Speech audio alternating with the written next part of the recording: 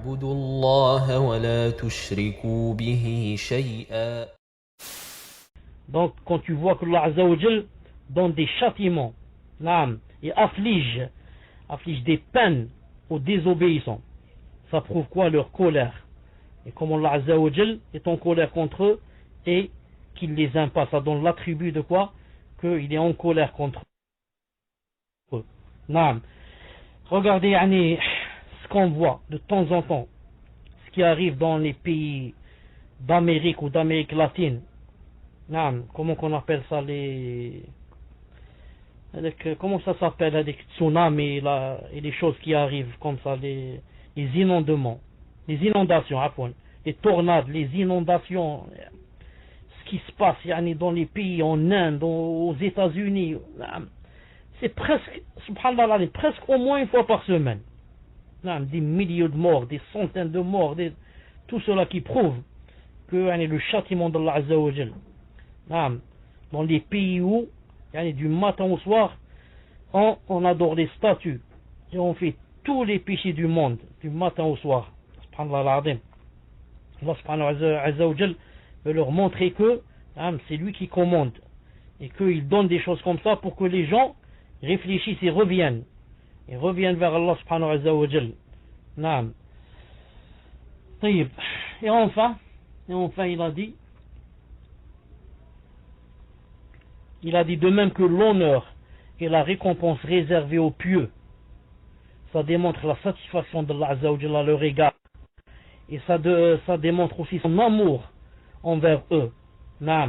Pourquoi il y a des gens auxquels il afflige des peines et des châtiments dans cette vie, et il y a d'autres, il leur donne des choses, il les honore et les récompense. Ça veut dire que les premiers, il les déteste, il est en colère contre eux, et les seconds, il les aime, et il est ravi d'eux.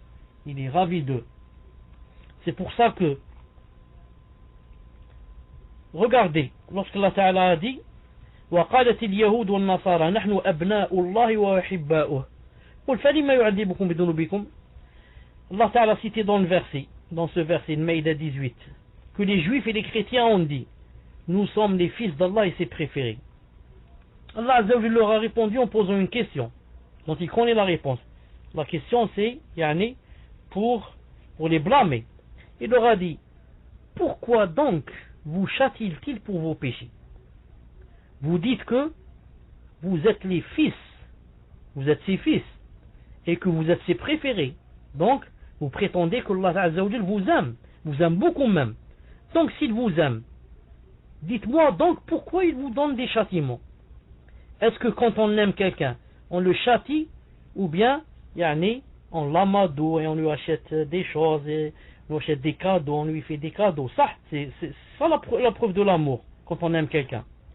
Mais si maintenant je dis à quelqu'un je t'aime, ensuite je le frappe avec une matraque, et je lui dis tellement je t'aime que je te frappe.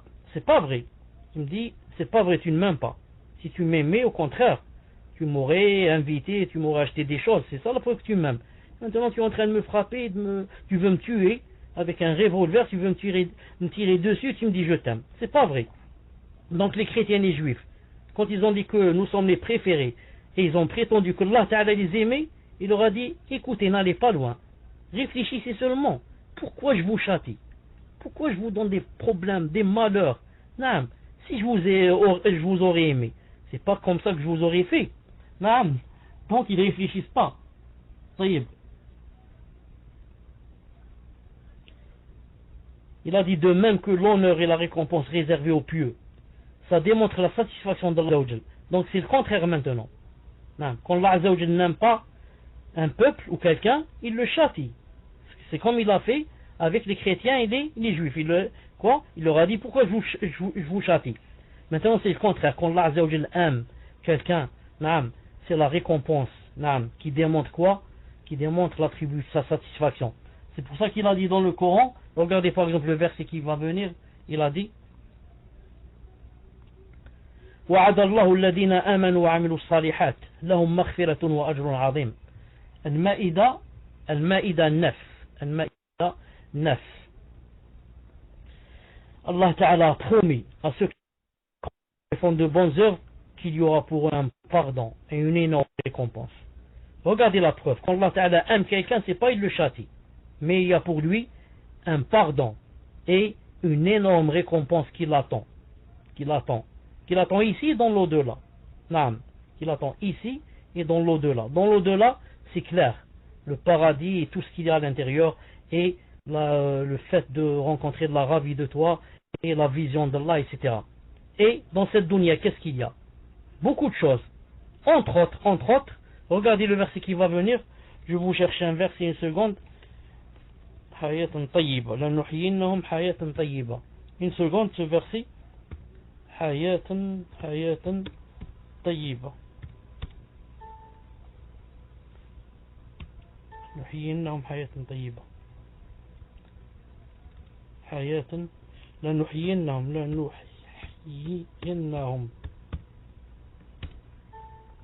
Subhanallah, ça ne veut pas donner le verset.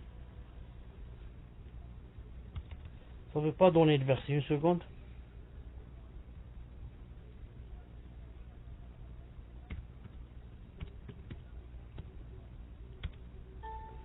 Taïb. Une seconde. Regardez ce verset.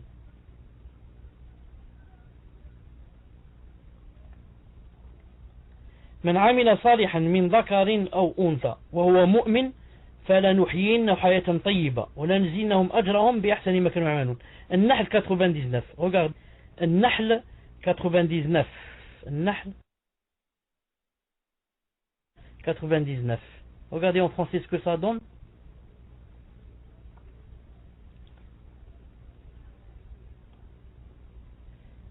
C'est pas Younous. Non, une seconde. C'est النحل. Une seconde. النحل.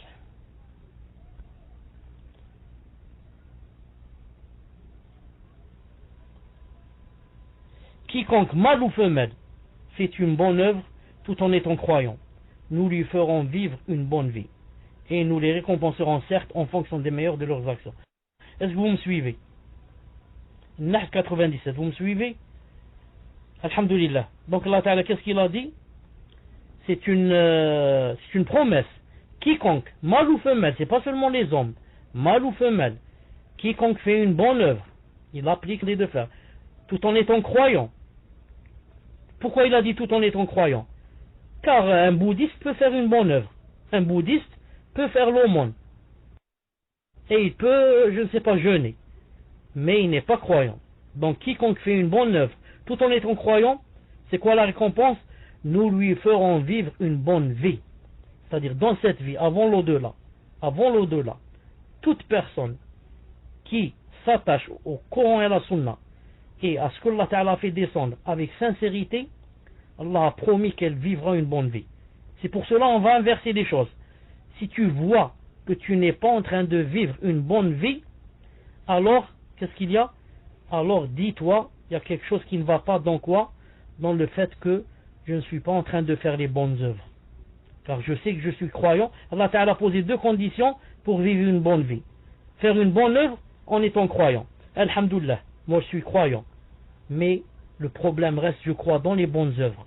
Je ne fais pas les bonnes œuvres. C'est pour ça que je ne suis pas en train de vivre la bonne vie. Et la belle vie qu'Allah Ta'ala a promis. Naam. Reste pour terminer, quand on dit qu'Allah Ta'ala va te donner une bonne vie, attention, tu vas penser, tu vas dire, donc il va me donner des maisons et des palaces et les dernières voitures et je ne sais pas quoi. C'est pas ça la bonne vie. La bonne vie, tu vas te sentir le plus heureux même si tu es le plus démuni. Tu es le plus démuni, tu ne travailles pas et tu vas te sentir que tu es le plus heureux. Allah Ta'ala va descendre dans ton cœur quelque chose qui s'appelle Sakina, la quiétude, la sérénité, Rahma. Naam. Tu vas dire Subhanallah al-Azim, je ne travaille même pas, ou alors mes revenus sont vraiment bas, mais je me sens le plus heureux. Je fais des prières à l'heure, je fais prière Doha, je jeûne, ceci, cela, je suis avec mes frères, je suis avec mes sœurs, masha'Allah, et naam, je suis très heureux, je me sens le plus heureux. Tu vas sentir, Inch'Allah Ta'ala, que vraiment tu vis la vraie vie. en adorant Allah subhanahu wa ta'ala et en faisant les bonnes œuvres.